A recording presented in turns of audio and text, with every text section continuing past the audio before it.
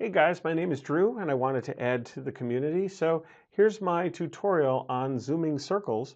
This is like one of my favorite effects that I used to have in shows when I worked for AVI.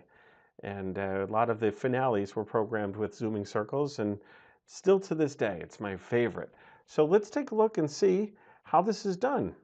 I'm going to bring up this cue and edit the shape and show you some of the primary parts of it. Of course, we have an oscillating effect for the zoom, and if I turn that off, it no longer zooms. We have a color effect that is a hue shift, and if I turn that off, you could see we have just spokes. Let me turn off the zoom for a moment. And when you combine the two color modulators, these two color effects, you get this sort of flickering pattern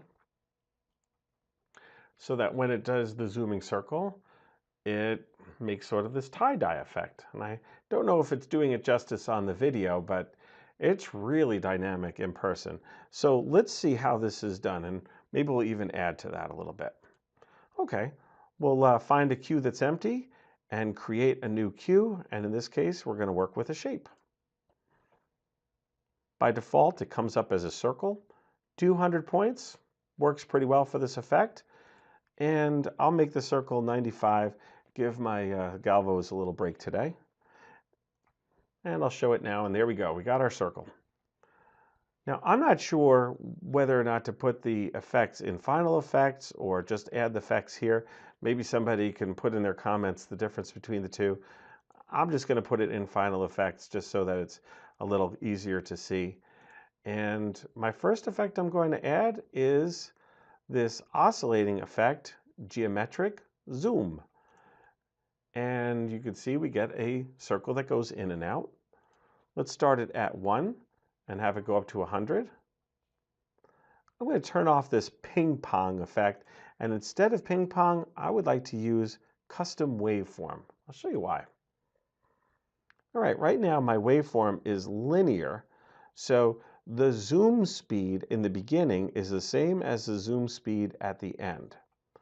And if you take this middle point and adjust it, we can make a curve out of the zoom speed. And if I make this bulge this way, the zoom speed in the beginning is much faster than the zoom speed at the end. And if I take this, instead of making a bulge, make it more concave, the zoom speed in the beginning is slow, and then it speeds up at the end. And for this effect, I think it works best with this sort of concave shape. And I'm even going to grab this handle and speed it up a little bit more at the end. So I'm going to work with this way. And we've got our zoom effect taken care of for the zooming circles. Right now I have it set to beat mode, and it's repeating once every beat. If you're in time mode, you can change the frequency of the zoom. I'm going to speed up the zoom a little bit and make it more like 0.7 for now so that it completes a little bit quicker, and it makes it a little more dynamic in person. Okay, well, we got the zoom taken care of. Let's add a color effect.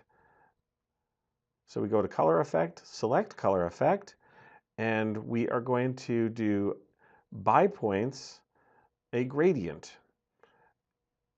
And you can see we have basically this rainbow here is duplicated in my circle on the screen.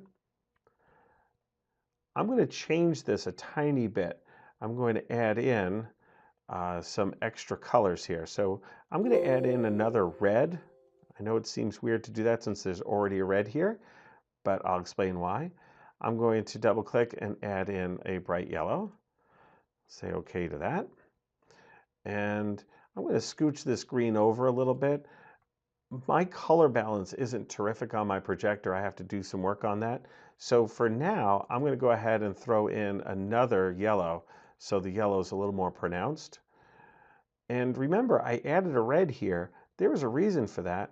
I'm going to change that red to a purple. Maybe a little brighter than that. We'll use that purple there. Okay. Let me turn off the oscillating effect for a moment so you can see that this gradient here is what's appearing on the circle.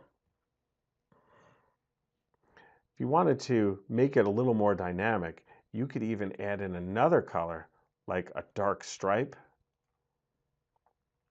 And now when I turn on the oscillating effect, you'll see we get this kind of interesting spoke there, right? Well, watch what happens when I change the repeats from 1 to more repeats. Let's change that to about 12 for now. You can see we start getting some spokes in our pattern. And you could change this up to 30, but I think the effect starts getting lost if the number's too high. So maybe a number like 8 is good. Okay, so let me turn off my oscillating effect for a moment, and you can see how our circle is broken up. So when it zooms, we get this zooming circle spoke effect. Now, what made this really dynamic in the show was adding a second color modulator. So what I'm going to do is go here, add color effect, another color effect. Oops, I selected the wrong thing. No big deal. We'll just delete that. Try it again. Add color effect, color effect. There we go. And by default, it gives me this gradient again. Well, I don't want another gradient. We already have a gradient. So I'm going to change that from a gradient by point to by time. And what happens is, over time, it's going to select different colors.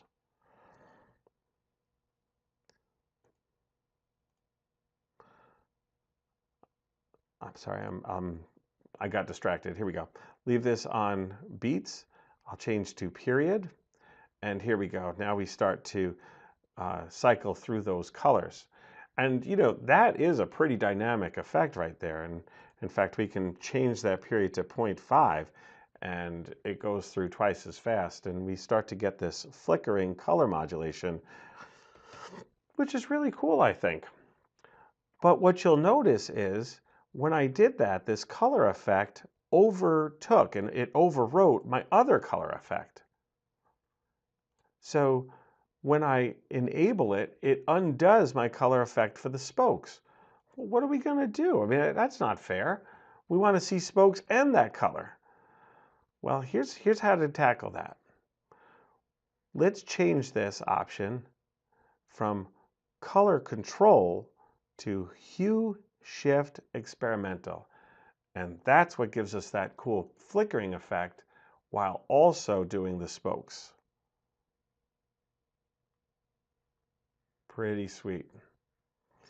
Now you could adjust this period to higher and lower numbers.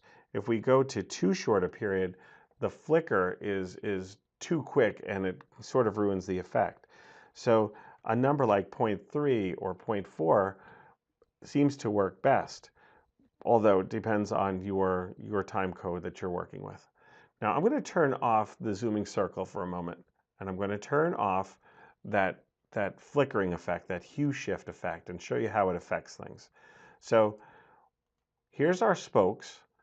When I turn on the hue shift, it's cycling through the colors at the same time as doing this spoke effect. And that's what gives us that sort of flashy effect as we're going through the zooming circle. It's flashing between red, green, and blue. And right now, it's doing so in a linear fashion. That's what this says here, speed, option, linear. If I change that to ping pong smooth, I think it smooths things out and gives us even a better effect. It's more like tie-dye now. And this period control. That's up to you what looks best for you in your show. And if you want, you can add to it a dark patch,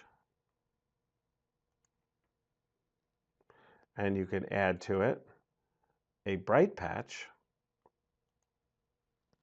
in this gradient. But understand, the more patches you have, that affects the period that you might want to use. So you'll have to adjust things accordingly. All right, so far we got a pretty cool effect going. I think this is really neat. But I'm going to add one more thing to this to make it even more exciting, I think.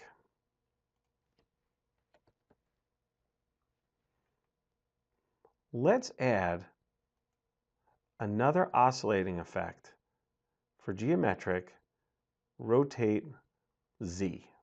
Now that's an axis that goes straight through the center of the circle out towards the viewer.